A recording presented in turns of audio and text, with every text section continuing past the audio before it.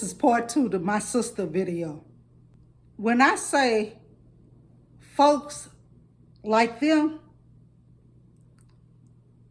are so gone in the head, but they know what they doing.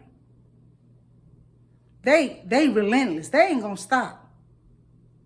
They got that one person that they choose to mess with all the time. But they got others too. They got others. My sister used to be a supervisor over a cleaning crew. You know, she told me she had her folks on the floor in the bathroom with toothbrushes scrubbing the floors. And when I asked, I said, why would you do? Because I can. It's crazy. She lived in the projects. And we didn't want her to be in the projects. And my brother helped this girl get a house. And they had to go and do paperwork and, different things. And he was asking a lot of questions because he's younger than us. He's the 4th child in the family. He had never bought a house before. And of course, he's helping her get this house. You want to ask questions so you know what you're doing, what's going on. Because he was probably still in his 20s. I left St. Louis when I was 31, and she had the house then. So he's in his 20s. Early 20s at best. She told me that when they closed on that house, when she got outside, she was going to cuss him out. I said, Denise, don't do that to him. Don't do that to him. He is helping get you and your 4 kids out of their projects into a house. Please don't do that to him. My brother called me at work crying. And when he called me at work crying, and he told me, she cussed me out. We came outside and she stood there and she cussed me from here to there. I said, she told me she was going to do that, and I told her not to do it. I said, she told me she was going to. I said, I cannot believe she did that to you. And I told him, I said, you know what you should do? Because the house ain't in her name. It's in your name. You should move in your own house. But he didn't. We would try to help her. She didn't care. She didn't care at all. I'm over her house one time. There's a pie sitting on the table.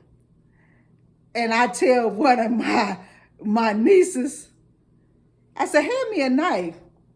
I'm going to give me a piece of that pie. She said, auntie, if I was you, I wouldn't do that. I says, why not? She said, because mama said don't touch it. I said, she meant y'all. She didn't mean me. She said, auntie, when mama said don't touch something in here, we don't touch it. Again, I said, she meant y'all. She didn't mean me. That's my sister. I can touch it. And my niece said, auntie, you might not want to touch that because mama she'll put some poison in it, or she'll put something in it to make you sick or whatever. I looked at my niece. I said, are you serious? I said, she's still doing that mess? And my niece looked at me and she said, and my niece looked at me and she said, huh? What are you talking about? I said, girl, she was doing that when we were kids. I said, she put some laxative in the Kool-Aid one time because she said my brothers kept drinking the Kool-Aid up, and she told me I put some laxative in it because I know they've been drinking it up, but I'm finna stop this mess. Sure enough, she put some laxative in them. That laxative hit the both of them right around the same time. One was in the bathroom. We lived in an apartment that only had one bathroom, and the other one was outside the bathroom door trying to knock it down. My mama come out her bedroom. What's going on? What's going on out here? My sister, she on the floor, she laughing. This is so funny to her. My mama knows something going on because she laughing. I said, she put laxative in the Kool-Aid because she said they keep drinking up the Kool-Aid. And I said, and now they got the runs, My mom said, oh, you crazy? What's going on? Why would you do that to them? You think she got a whooping? No, she didn't get a whooping. If that had been me, she'd have beat the hell out of me. She'd have beat the hell out of me. If that had been me. That girl got pregnant when she was 16 years old, and she had her first child at 17. I learned from her experience not to get pregnant in my mama's house. My mama come in there one day, she had that baby in July. My mama come in the house one day, and me and her was sitting in the kitchen at the table. And my mom come in for work, took a seat, and she says, so what are your plans? Looking directly at my sister. My sister said, what do you mean? She said, what are your plans? She said, just because you had a baby don't mean life stopped. What are your plans? And my sister said, well, I guess I'm going back to school. My mom said, oh, okay, that's nice. That's a good plan. Who's gonna keep that baby? Because I work. That's your baby. My sister said, well, I guess I'm gonna have to find a babysitter for him. My mama said, yeah, I think that's a good idea.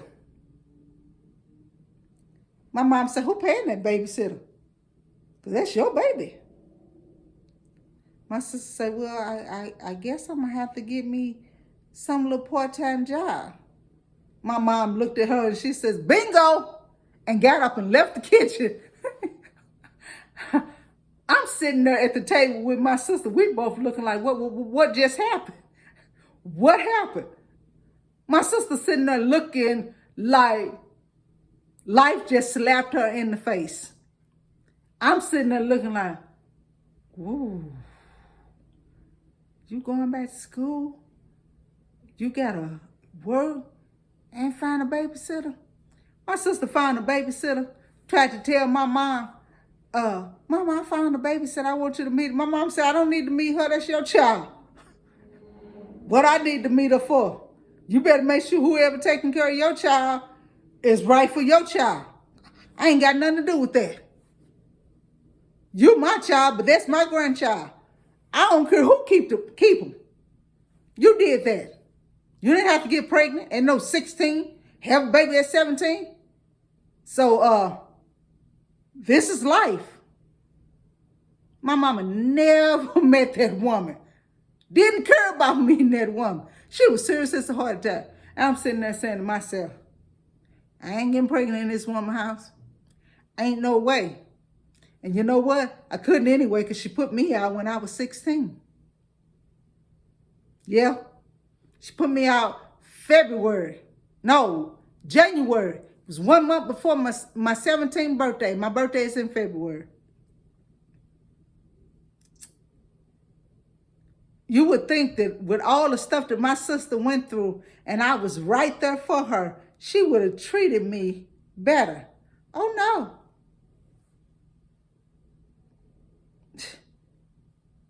Oh, no.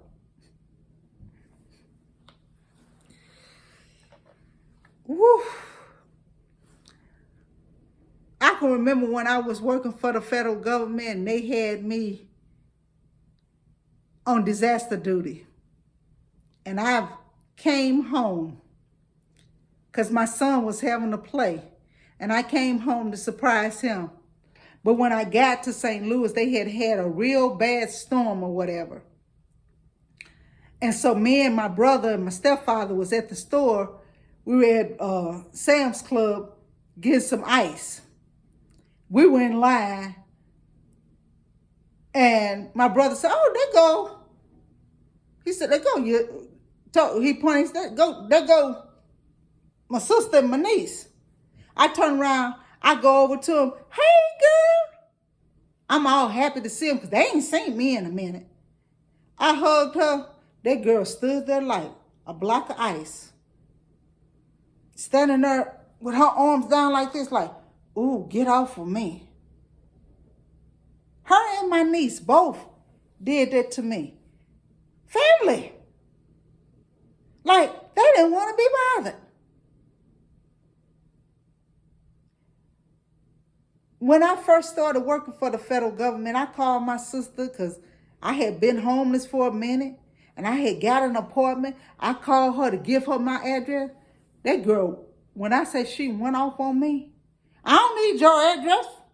That's on you. Talking crazy to me. Had me so upset. I went in the bathroom at work and cried, asking myself, what is wrong with my sister? She has this way that she talk like she got a demonic spirit in her. That girl would get on my Facebook page and would comment and wouldn't be making no sense. Words wouldn't be spelled correctly. That's a demon, guys. That is a demon that does stuff like that. Woo.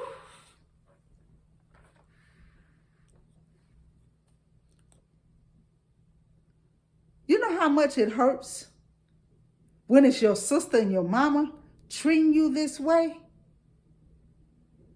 When you have been there, when my sister, when she was on welfare with a house full of babies like my grandmother wanted for me, but it was her, and couldn't take care of them kids, because her husband, he wasn't hardly half doing nothing.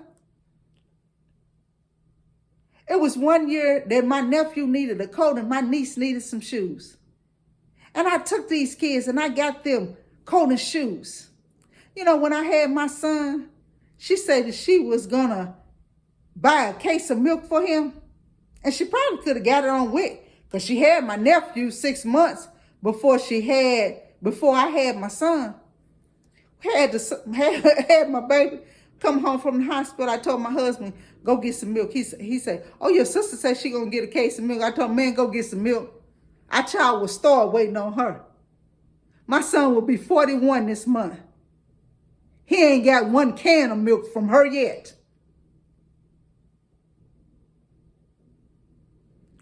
But I was always making sure her and her kids had. And she had a husband.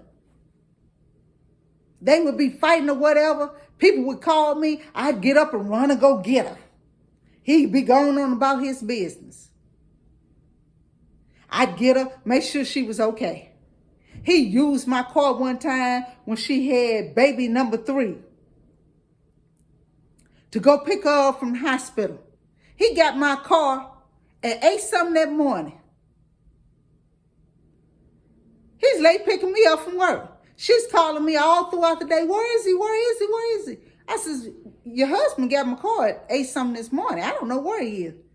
He was late picking me up from work. When he came to pick me up, he parked the car, got out, and went on about his business. Her and the baby in the car. Leave this mess on me. I got to take her home. I got to get her settled in. She didn't have a baby bed. I don't know why. She had 2 more prior to this one. I take her home, get her settled. I had been asking about a baby bed at work. One of my coworkers had a baby bed. After I get her settled, I go pick up the baby bed, come back to her house. Me and her neighbor put the baby bed together, wiped it all down and everything. I done went and bought sheets and stuff for the baby bed, making sure she was okay. Cook dinner, take the clothes and wash them and everything. I did all of this. And that girl was treating me like dirt. So hell yeah, I got away from her. I got away from her and my mama. She didn't give me my props until I moved to Texas. She finally said, girl, I'm scared of you. I couldn't have did it. I said, yeah, I know. When I left St. Louis and you were telling me you give me 3 months and I'd be back so I could be right back up under all of your mess, I said, I knew exactly what you were doing. You didn't have the courage and the guts to do it. So you try to stop me from doing it. But I had determination because I wanted to get the hell away from her and my mama. And now that I had moved to Las Vegas, she can't say nothing no more because she don't have no phone number, no address, no nothing. Because I have cut her off. I'm going to keep telling y'all guys, y'all got folks in y'all lives like that, please don't wait until you get 60 like I did to cut them off. I've only had 3 years of peace, real peace in my life. I should have cut both of them off years ago. And I did for a short period of time, but then they'll pull you right back in. You start feeling guilty. You know, a lot of us don't want to cut our parents off because of that scripture in Exodus 20:12. Honor your father and mother, that your days may be long. You better get in the Bible some more where he tells you to get away from your family. Don't trust them. See, it was that very scripture right there, and folks telling me, girl, that's your mama. That's your family. Y'all keep listening to them people telling y'all that mess. You keep right on listening to them. And I'm going to tell you what's going to happen. You're going to get some snow up here before you realize you better get away from them. You better cut them off. Everybody should have peace. Everybody should be able to live their life and do whatever they want to do. They should not have somebody doing witchcraft on them, putting these blocks around their life. Some of you all better wake up, start thinking for yourself and cutting these people loose. If you expect to have any type of peace in your life, if you expect to do anything in your life, stop listening to them. Get away from them. Thank you, guys. Be blessed.